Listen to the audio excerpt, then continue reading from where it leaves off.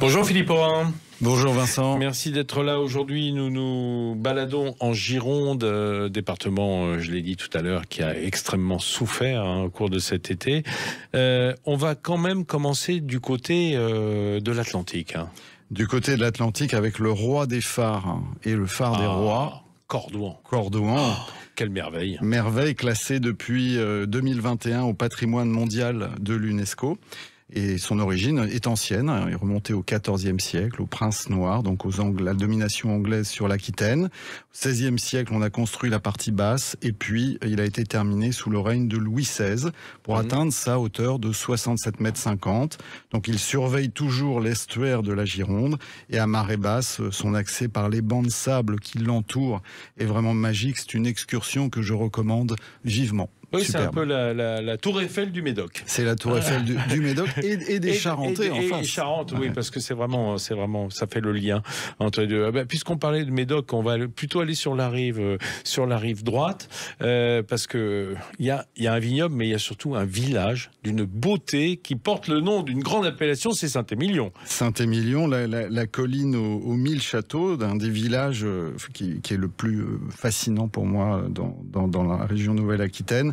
Le site, déjà, qui est merveilleux, à découvrir depuis la Tour du Roi. On voit l'hémicycle du village, c'est en face.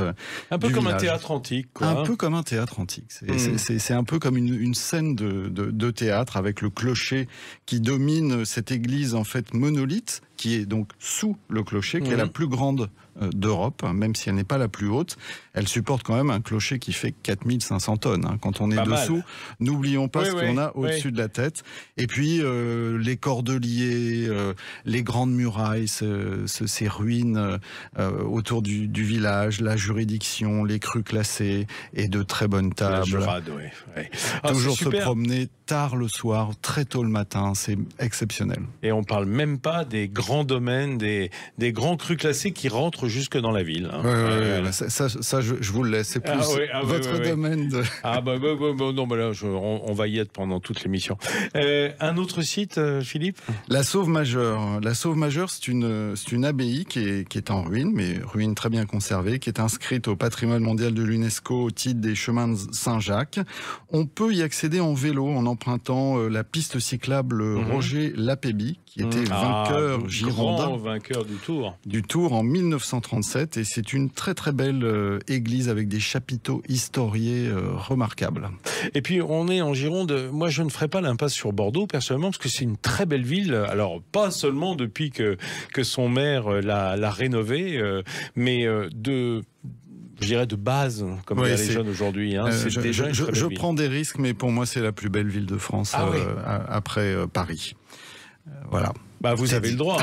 Non, mais vous avez le droit. Mais quels sont les quartiers à visiter pour ceux qui ne sont jamais allés à Bordeaux ? Il y a bien sûr le vieux Bordeaux, mais il y a les Chartrons. Alors, je trouve que les Chartrons, c'est très intéressant. Alors, il y a le quai des Chartrons, mais également les rues derrière, notamment la rue Notre-Dame, la place du marché Notre-Dame, à l'ambiance très décontractée. C'est très beau. Et puis, l'essor de la ville au 18e, au 19e siècle a construit de très beaux hôtels particuliers, notamment Cour Xavier Arnozan, qui est une très très belle avenue de ce quartier.